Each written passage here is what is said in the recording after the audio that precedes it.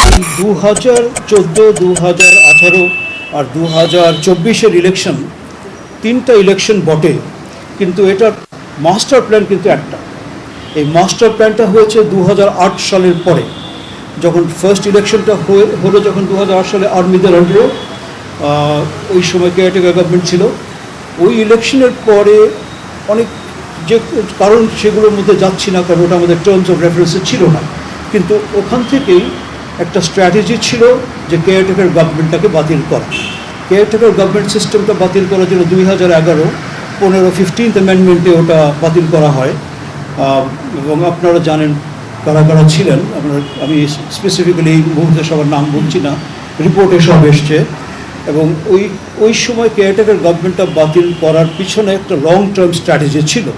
সেই long term strategy হচ্ছে eventually যে রুলিং পার্টি যতদিন ক্ষমতায় থাকতে পারে যে কোনো স্ট্র্যাটেজিতে, যে কোনোভাবে, এখন তার জন্য কেয়ারটেকার গভর্নমেন্ট ওয়াজ রোড ব্লক, একটা বাধা ছিল। 2014টা ইলেকশনটা রুলিং পার্টি জিতে গেল। 2018-এ যখন দেখা গেল যে ইলেকশন নন পার্টিসিপেটরি হয়ে গেছে, আর কেউ আসছে না, তখন একটা উদ্যোগ নেওয়া হলো বাই দ্য রুলিং পার্টি। তখন তারা সবাইকে ইনভাইট করলো, সবাই আসলো ইলেকশন।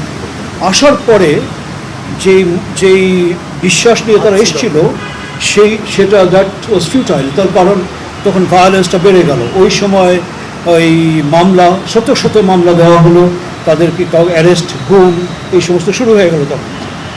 তারপরে আপনার ওই যে কোর্টে গেলে জামিন দেওয়া হতো না। তার মানে judiciary was also an active participant, but a silent participant. আর 2024-এ কী হলো, ইলেকশনে আবার কেউ পার্টিসিপেট না করার দরুন কিছু ডামি ক্যান্ডিডেটস দিয়ে একটা সাজানো একটা নির্বাচন, সেটা আপনারা সবাই জানেন, নতুন কথা না, দিস ইজ নাথিং নিউ। আমাদের ফাইন্ডিংসটা হচ্ছে এইগুলো কতটুকু রিয়ালিটি বেসড, এই যে অ্যালিগেশনসগুলো কতটুকু সত্য, আমরা এইগুলোই বার করার জন্য আমাদের এই কমিশনটা হয়েছে। আমরা এই কমিশনে যেভাবে কাজ করেছি তাতে আমরা প্রথমত বললাম যে সমস্ত রিপোর্ট এসছে সেগুলো অ্যানালাইজ করেছি। সেকেন্ড, আমরা অনেককে নোটিশ দিয়েছি, তারা আমাদের কাছে এসছেন, আমরা শুনানি করেছি। শুনানি করতে গিয়ে আমাদের অনেক সমস্যা হয়েছে, অনেকে আসে নাই, অনেকে বিভিন্ন এক্সকিউজ দিয়ে তারা টাইম নিয়ে গেছে সময় পার করার জন্যে, পলাতক। তারপরে আমরা নোটিশ পাঠালাম আমরা ডিজিএফআইকে নোটিশ পাঠালাম, তো ওনারা জবাব দিয়েছেন। জবাব দিয়ে কিন্তু বললেন যে এনারা সব ট্রান্সফার হয়ে গেছে, এনাদের অন্য জায়গায় পোস্টিং হয়ে গেছে, কারো ঠিকানা নাই। তো আমরা একটু সমস্যা, কাউকে আনতে পারছিলাম না। এনএসআই আমাদের সাথে কোঅপারেট করেছে, কিছু তথ্য আমরা বের করতে পেরেছি। আর যেই ইলেকশন কমিশনের ভেতর থেকে কিছু তথ্য বেরিয়ে এসছে কীভাবে হয়েছে এই ব্যাপারে। অনেক হিউজ করাপশন হয়েছে আপনার নিয়ে, ওই যে আপনার ইলেকট্রনিক ভোটিং মেশিনস, সে ব্যাপারে আমার এখানে মেম্বার আছেন, উনি বলবেন, he is an expert on the subject.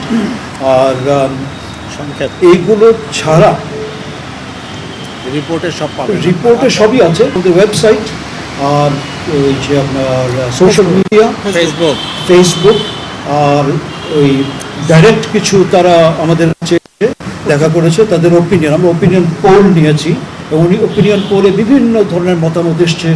Election কীভাবে ঠিক করা যায়, ইলেকশনের সমস্যা কী হয়েছিল, কেউ ফার্স্ট হ্যান্ড রিপোর্টস, কেউ প্রথম নিচের পার্সোনাল এক্সপিরিয়েন্স থেকে লিখেছে, সেগুলো আমরা নিয়ে এসেছি একটা চ্যাপ্টারে। আর তো ওপিনিয়ন পোল, তারপর আমাদের ইন্টারভিউজ, ইন্টারোগেশনস, তারপরে এই সব কিছু যে তিনটা ইলেকশনের যে ম্যানিপুলেশন, এই সব কিছু থেকে আমাদের একটাই কনক্লুশন, এই তিনটা election was fraudulent, was taken away by force, it was the death of democracy in Bangladesh.